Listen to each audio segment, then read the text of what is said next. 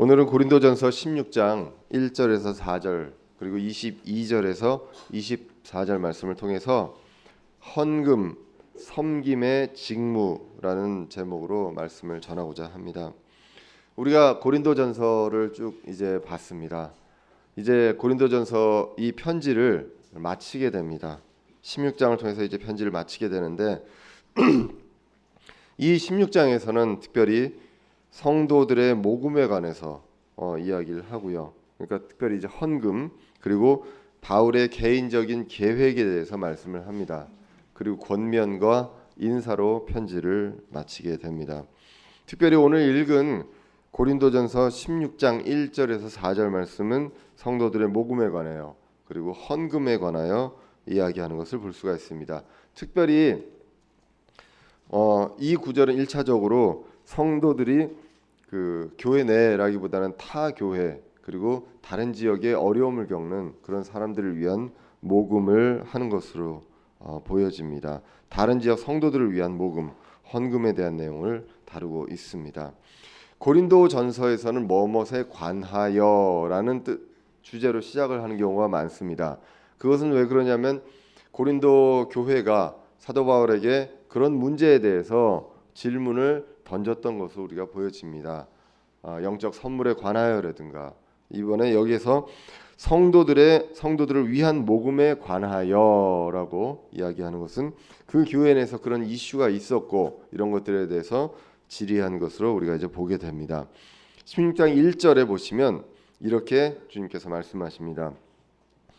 이제 성도들을 위한 모금에 관하여는 내가 갈라디아의 교회들의 지시한 바와 같이 너희도 그렇게 하라라고 말씀합니다. 사도 바울이 고린도 교회와 그 갈라디아 교회에게 그 이 모금에 대해서 성도들의 모금에 대해서 지시한 바가 있다는 것입니다. 이 헌금에 대한 설교는 그 목회자들이 많이 이제 조심하기도 하고요. 그리고 굉장히 오용 남용될 수 있는 말씀 중에 하나입니다.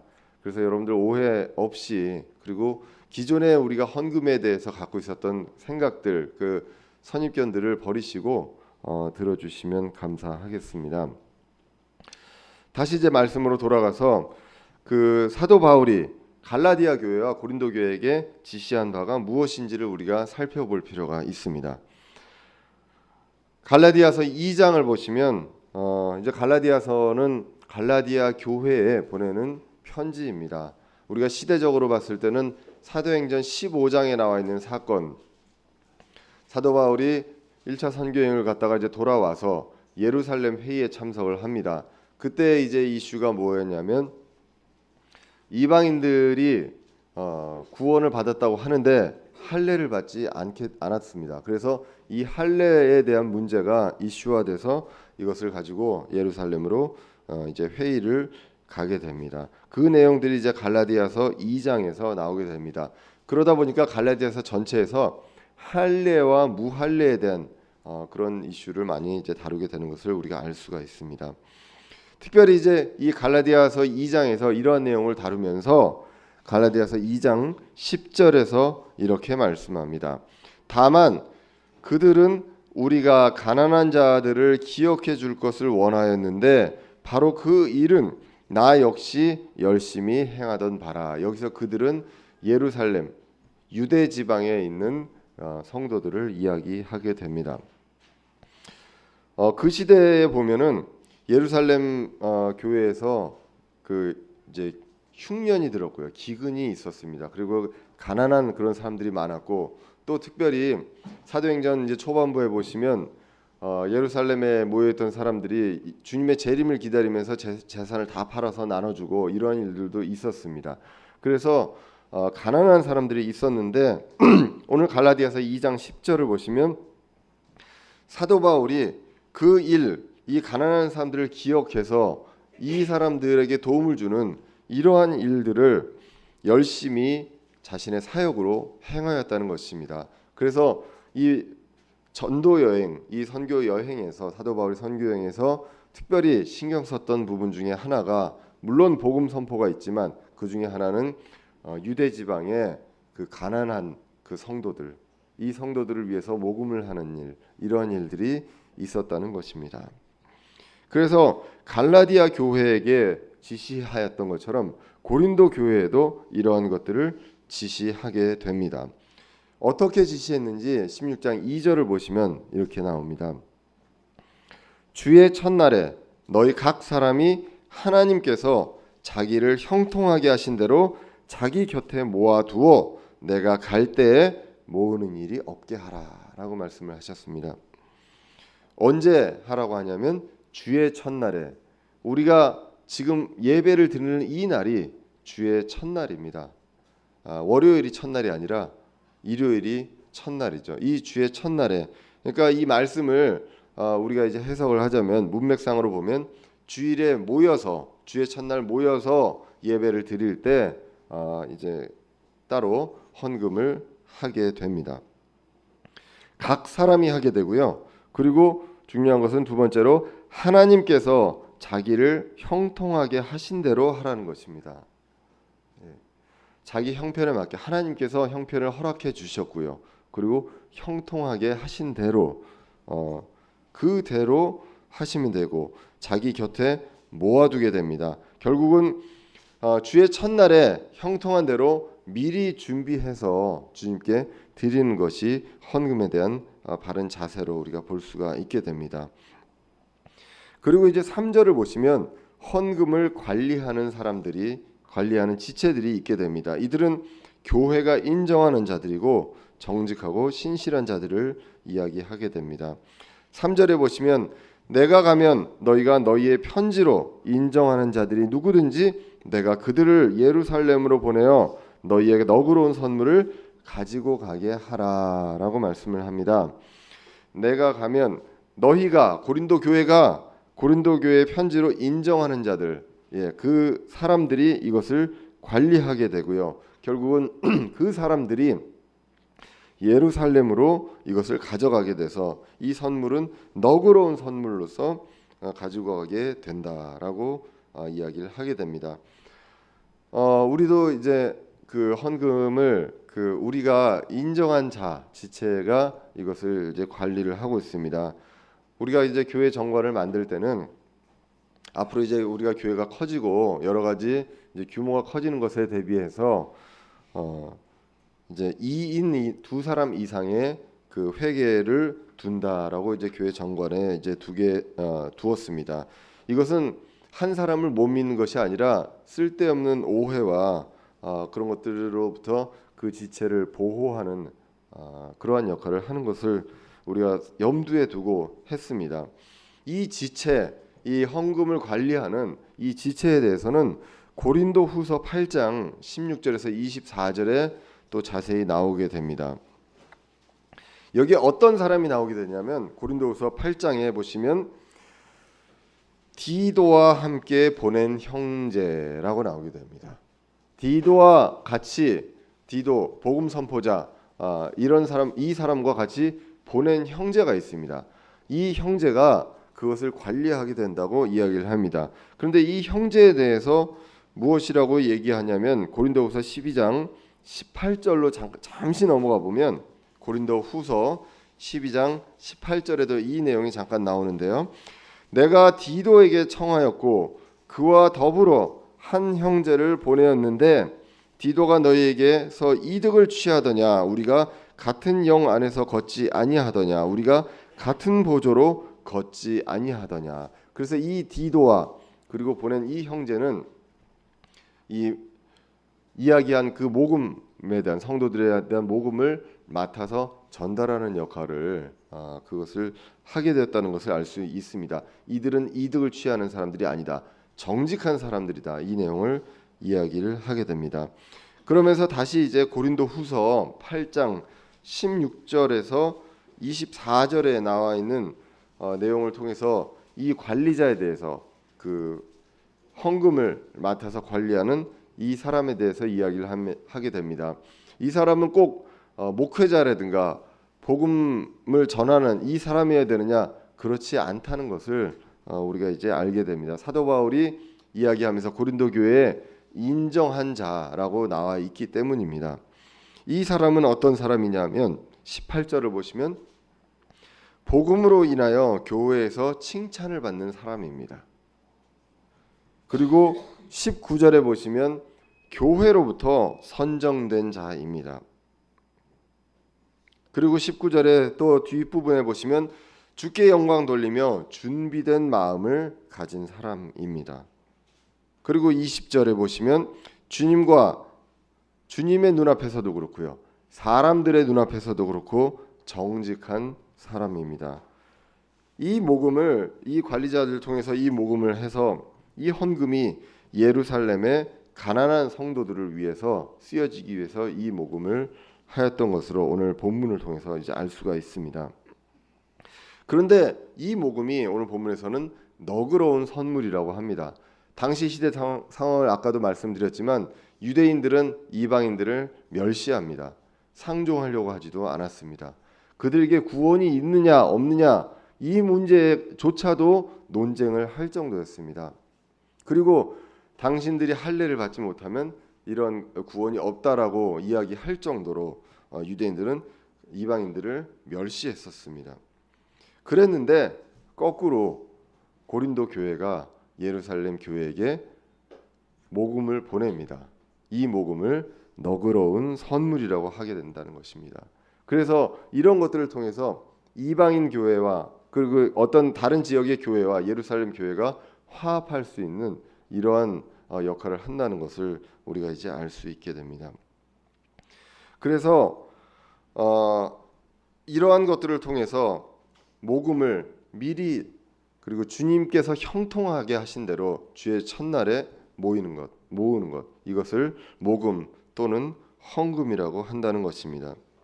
이렇게 해서 이제 고린도전서가 끝나게 되는데 고린도 후서를 보시면 고린도 후서는 우리가 해석하기를 고린도전서를 쓰고 나서 1년 후에 쓰여진 것으로 우리가 이제 많은 성경학자들이 이제 보게 됩니다. 그 1년 사이에 무슨 일이 있었는지 이제 고린도전서 16장 그 뒷부분을 보시면 우리가 이제 유추할 수가 있는데요. 이제 헌금에 대한 내용들을 이야기하면서 잠깐 나오는 것이 이제 사도 바울이 개인적인 계획을 이야기합니다. 사도 바울이 이 고린도전서는 그 빌립보라는 지역에서 쓰게 된다고 이제 고린도전서 16장 이후에 나오게 됩니다. 이 빌립보는 우리가 그 세계 지도를 보시면 그리스가 있죠. 그리스의 북부에 빌립보가 있습니다. 이 빌립보와 그다음에 데살로니가와 베레아 이런 지역이 포함된 지역을 마케도니아라고 합니다. 그래서 여기에 오늘 성경에서 마케도니아가 나오게 됩니다. 성경에서 오늘 본문에서 보시면 마케도니아를 거쳐서 고린도를 방문할 계획을 이야기하게 됩니다.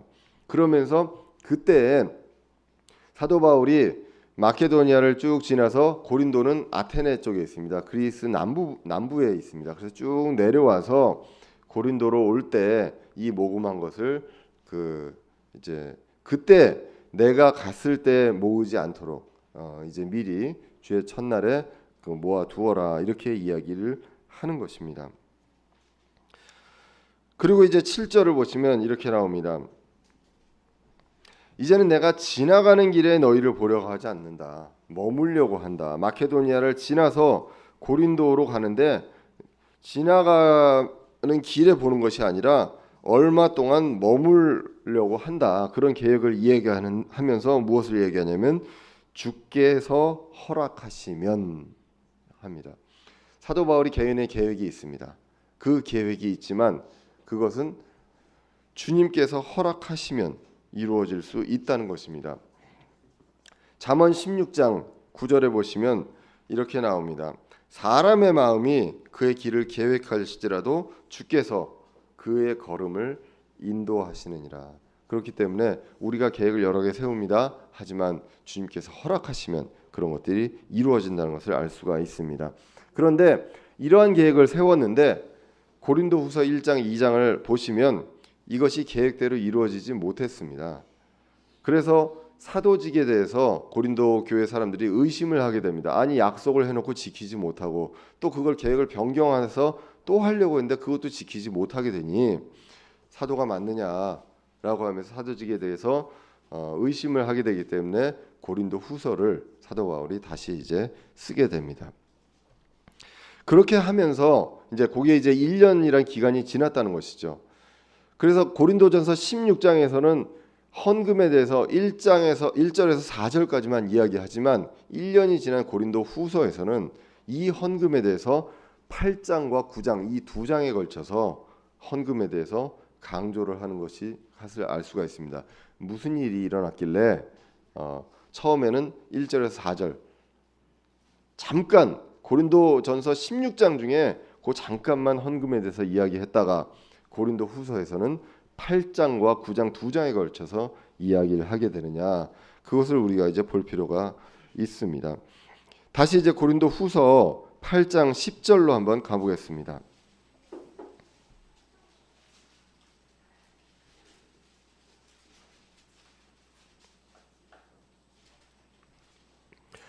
고린도후서 8장 10절에 보시면 이 일에 내가 충고하노니 이것이 너희에게 유익하니라. 성도들에게 모금을 하는 것입니다. 성도들을 위한 모금을 하는 것, 이것은 너희에게 유익하다. 고린도 교회에 유익하다라고 하면서 너희가 1년 전에 행하기를 시작하였을 뿐 아니라 열심히 하였나니 그러므로 이제는 그것을 행하여 완수하라라고 이야기를 하는 것입니다. 이미 하려고 준비되어 있은즉 너희가 가진 것으로 완수할지니라. 그래서 열심히 했기 때문에 이제는 이것을 완수하라는 것입니다. 이제 끝내자라고 이야기를 합니다. 그러면서 이제 12절에 보시면 헌금에 대한 마음이 나옵니다. 먼저 자원하는 마음만 있으면 사람이 가진 것에 따라 주께서 그것을 받을 것이요 그가 갖지 아니한 것은 받지 아니하시리라. 나의 뜻한 바는 다른 사람들은 편안하게 하고 너희는 짐을 지게 하려는 것이 아니요.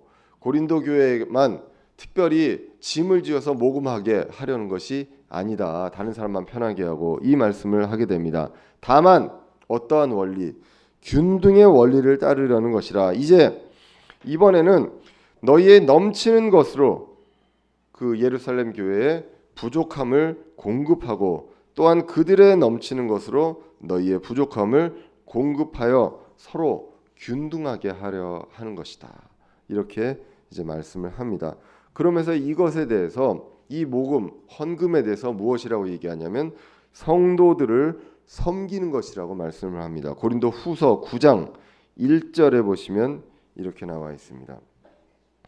성도들을 섬기는 일에 관하여는 내가 너희에게 쓸 필요가 없나니 너희의 마음의 열심을 내가 아노라. 그것으로 인해 내가 마케도니아 사람들에게 너희에 대하여 자랑하기를 아가야는 1년 전에 준비되었다 하였거니와 너희의 열심이 참으로 많은 사람을 분발하게 하였느니라. 죄송합니다. 이 말씀을 하게 됩니다. 마케도니아 사람들한테 고린도 교회가 이러한 어려운 성도들을 위해서 모금을 하고 있다는 것을 자랑을 하였습니다.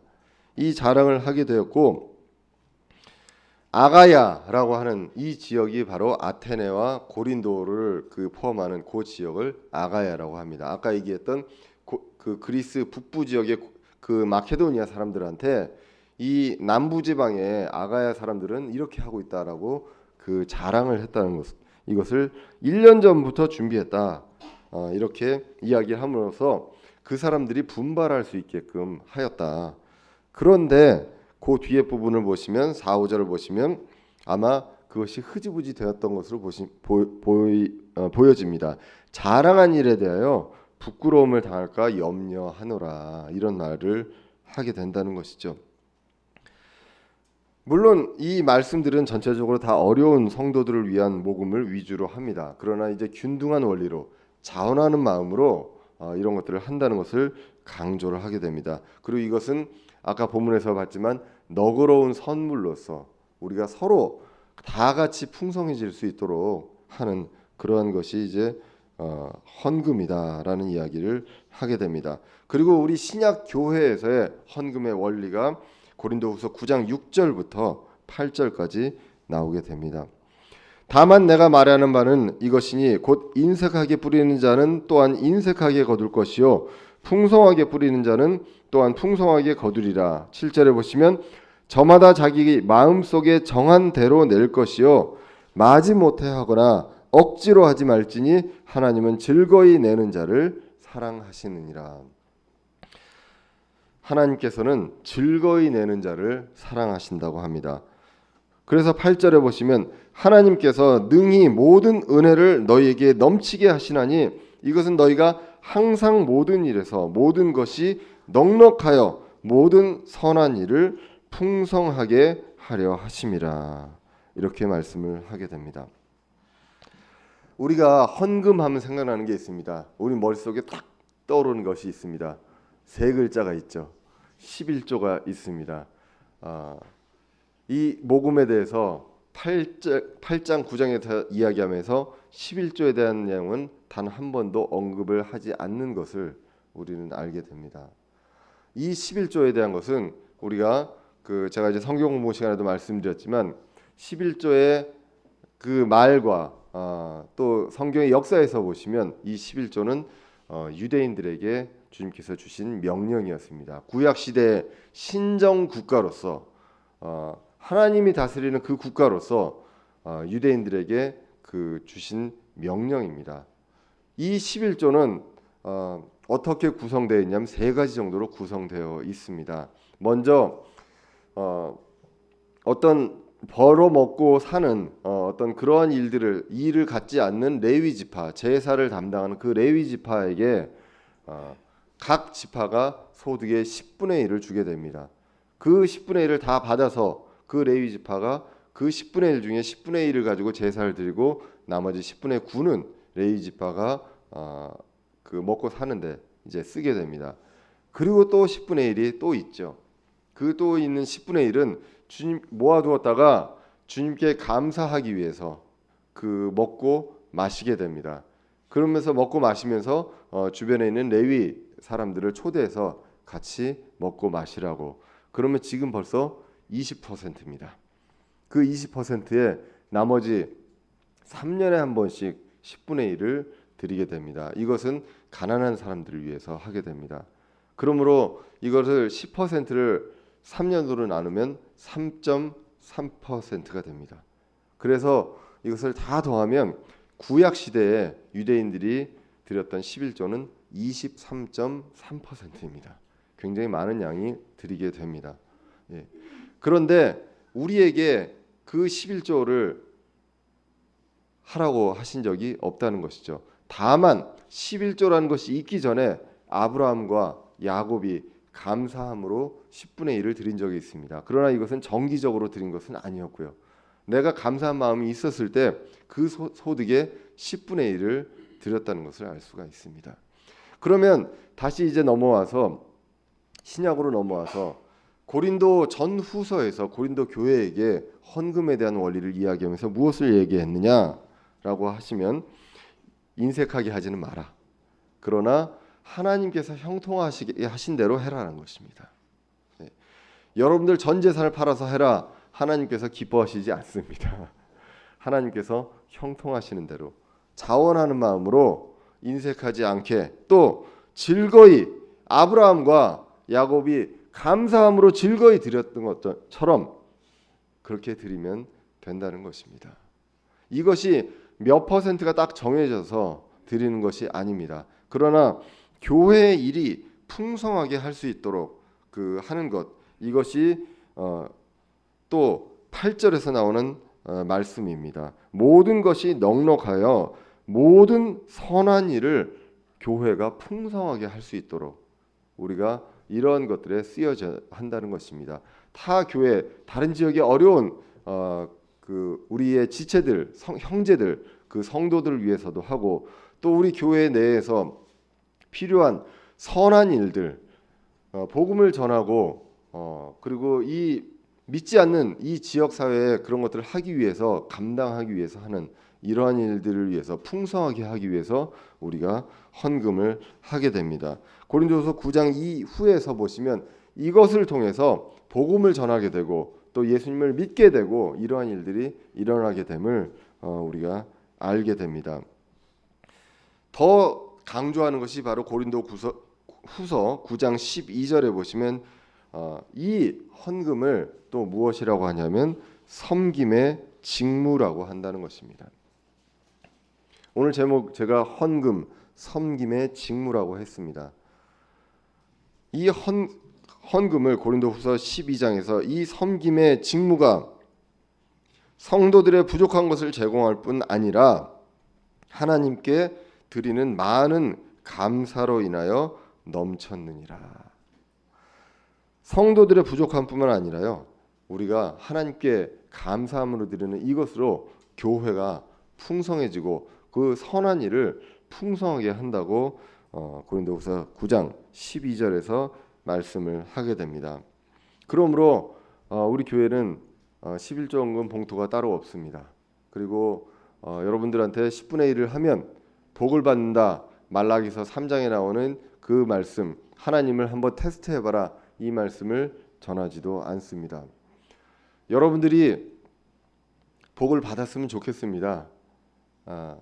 뭐 여러 가지 행복했으면 좋겠고요. 그리고 물질적으로도 부족하지 않았으면 좋겠습니다. 그렇지만 여러분들이 규칙적으로 무언가를 정말 드려가지고 헌금을 드리고 11조를 하고 해서 여러분들이 부자가 된다, 이런 말씀은 할 수가 없습니다. 양심상. 예. 그러나 여러분들이 드리는 그 헌금이 하나님께서 기뻐 받으시고, 여러분들이 즐거이 드리는 헌금이 하나님께서 기뻐 받으시고, 그것을 통해서 교회가 선한 일을 풍성하게 한다는 것, 이것은 여러분들 잊지 말고 그것을 통해서 인색하게 하거나 그러지 않고 주님께서 형통하게 하시는 대로 하시고 자원하는 마음으로 즐거이 드리면 그것이 바로 하나님께서 예수님의 피로 세우신 이 신약 교회에 원하시는 그 헌금의 원리라고 말씀을 통해서 우리가 믿을 수가 있습니다. 다시 이제 고린도전서 16장으로 가보겠습니다. 편지를 마치게 됩니다. 이 헌금에 대한 내용들을 사도 바울이 하나님의 영감을 통해서 그 단어를 하나님의 영감으로 기록을 하게 되고요. 그리고 이제 고린도전서 16장 7절 이하에 보시면 이제 바울의 계획이 나오게 됩니다. 아까 말씀드렸던 그런 계획이 나오면서 주님이 허락하시면 이런 전제를 달게 됩니다. 그런데 아까 말씀드렸듯이 고린도 교회로 가려고 했던 그 계획이 한 2번 정도 차질이 있게 됩니다. 우리가 계획을 세울 때 중요한 것이 있습니다. 계획은 분명히 세우지만 우리는 기억해야 합니다. 주님이 허락하셔야 이것이 이루어진다라는 것. 여러분들이 노력해서 이루어지면 정말 좋겠습니다. 그런데 노력한다고 100% 되느냐? 그렇지 않다는 것입니다. 될 수도 있고 안 될 수도 있습니다. 중요한 것은 바로 주님이 허락하시면, 이것을 여러분들이 기억하시면서 안 되더라도, 여러분들이 계획한 것이 안 되고 여러분들이 간절히 원하는 것이 안 되더라도 이것은 주님이 나에게 허락하지 않으셨구나 라고 생각하시고 주님께 그것을 맡기시고 모든 일에서 주님이 허락하시면 이라는 그것을 믿고 나아가셨으면 좋겠습니다. 10절에서 20절에 보시면 마지막으로 부탁과 권면을 하게 됩니다. 동역자들을 소개합니다. 디모데도 소개하고 아볼로, 스데바나, 아굴라와 브리스길라, 이러한 사람들을 소개하게 됩니다. 사도 바울의 사역에 있어서 중요한 사람들이었습니다. 그런 사람들을 소개합니다. 우리가 교회를 주님의 교회를 섬깁니다. 그리고 주님의 선한 일을 합니다. 이 선한 일을 누구를 통해서 합니까? 사람을 통해서 한다는 것입니다. 그러므로 그 사람이 중요하게 됩니다. 그리고 그 사람들을 여러분들이 늘 기억하고 그 사람들을 위해서 기도해 주는 것, 이것이 중요함을 우리가 알게 됩니다. 21절에 보시면 사도 바울은 이 고린도 전서를 친필로 썼습니다. 그만큼 고린도 교회를 생각을 하고 또 고린도 교회에 책망하고 이런 것들이 많았던 것을 우리가 알 수가 있습니다. 로마서를 보시면 로마서는 더디오에게 쓰게 했습니다. 그 사도 바울이 말을 하고 더디오가 받아 쓴 것으로 이제 보여집니다. 하지만 고린도 교회는 고린도 전서는 사도 바울이 직접 썼다라고 이제 말씀을 하게 됩니다. 그만큼 고린도 교회에 관심을 갖고 또 정말 중요한 말씀을, 그 권면의 말씀, 책망의 말씀을 썼다는 것을 강조하게 됩니다. 그리고 이제 22절로 가보시면 또 중요한 말씀이 나옵니다. 어떤 사람이 주 예수 그리스도를 사랑하지 아니하면 그는 주께서 임하심으로 저주를 받을지어다. 이 말씀을 하게 됩니다. 주 예수 그리스도를 사랑하라, 이것을 강조하게 됩니다. 우리가 고린도 전서를 보시면 제가 핵심장으로 13장과 15장을 말씀드린 적이 있습니다. 13장은 무슨 장일까요? 사랑입니다. 15장은 무슨 장이죠? 부활장입니다. 그 전에 고린도 교회가 많은 문제가 있었습니다. 고린도 교회를 가지고 사도 바울이 지식이 풍성했다고 했습니다. 지식이 풍성하고 머리에 든 것은 많은데 사랑이 없어서 분당과 파당이 이루어지고요. 그리고 서로를 비난하고 서로를 고소하고 음행을 하고 또 여러 가지 이슈를 삼아서 서로 논쟁을 많이 했습니다. 그래서 그것에 대해서 고린도 교회의 사도 바울이 하나하나 조목조목 썼던 것을 우리가 알 수가 있습니다. 영적 선물조차도 논쟁을 했었습니다. 그러기에 이런 것들을 다 이야기하면서 고린도 13장을 통해서 사랑의 길을 따르라, 이 모든 것들을 할 때 사랑이 중요하다라는 내용을 이야기를 했습니다. 우리가 예수님이 하신 말씀이 있습니다. 율법을 두 가지로 요약을 하셨습니다. 하나님을 사랑하고 이웃을 사랑하라고 했습니다. 어떻게 보면 고린도 전서 전체를 통해서 15장까지 나온 것은 지체들을 사랑하라는 것입니다. 그리고 오늘 16장에서 나옵니다. 예수 그리스도를 사랑하라, 하나님을 사랑하고 이웃을 사랑하라, 이 말씀들로 이야기를 하게 됩니다. 그렇지 아니하면 주께서 임하심으로 저주를 받을지어다. 이 것이 이제 영어 성경에서 보시면 저주를 받을지어다가 영어로 써 있을 것 같은데 그렇지 않습니다. 아나시마 마라나타라는 말씀으로 하게 됩니다. 아나시마가 바로 저주입니다. 아주 심한 저주입니다. 무서운 저주를 이야기하게 됩니다.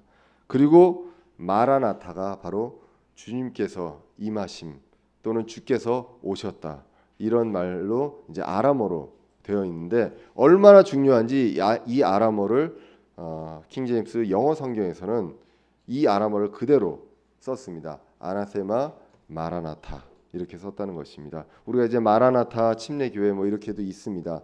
그 미국에서는 마라나타 신학교도 있어요. 이 마라나타가 무엇이냐? 주께서 임하신다, 주께서 오신다. 정말 우리에게 은혜가 되는 말씀입니다. 그렇지만 예수 그리스도를 믿지 않고 예수 그리스도를 사랑하는 사람한테는 주께서 임하심이 저주입니다. 우리에게는 예수 그리스도를 사랑하고 예수 그리스도를 믿은 사람에게는 이것이 은혜가 되고 풍성한 선한 일이 됨을 이야기하게 됩니다. 그러면 예수 그리스도를 사랑하는 것이 무엇입니까? 여러분들이 어떠한 대상을 사랑한다고 생각을 해보라는 것이죠. 늘 그 사랑하는 대상을 생각하게 됩니다. 때로는 편지도 씁니다. 그리고 사랑하는 사람의 말을 듣기 원합니다. 사랑하는 사람의 생각이 무엇인지 알기를 원합니다. 그 사랑하는 사람의 말은 100% 믿고 싶어집니다. 그 사람이 거짓말을 얘기하고 없던 걸 이야기하더라도 사랑하는 사람의 말은 믿고 싶어진다는 것입니다. 예수 그리스도를 사랑한다는 것, 예수 그리스도를 믿는 것입니다. 예수 그리스도께서 하신 모든 일을 믿고요, 하나님께서 하신 모든 일을 믿습니다. 그리고 앞으로 하실 일을 믿습니다.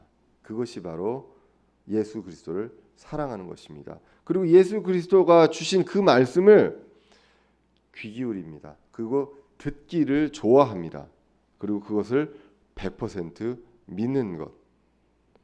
결국 그것을 통해서 우리는 구원을 받게 됩니다. 그리고 또 자라가게 됩니다. 이러한 것이 우리에게 은혜가 된다는 것, 이것을 우리는 알게 됩니다. 고린도전서에서도 이야기했습니다. 예수 그리스도를 사랑하기 때문에 우리는 예수 그리스도가 죽으심을 믿습니다. 우리를 위해서 십자가에서 피 흘려서 죽으심을 믿습니다. 그리고 묻히셨던 것을 믿습니다. 그리고 다시 살아나신 것을 믿습니다.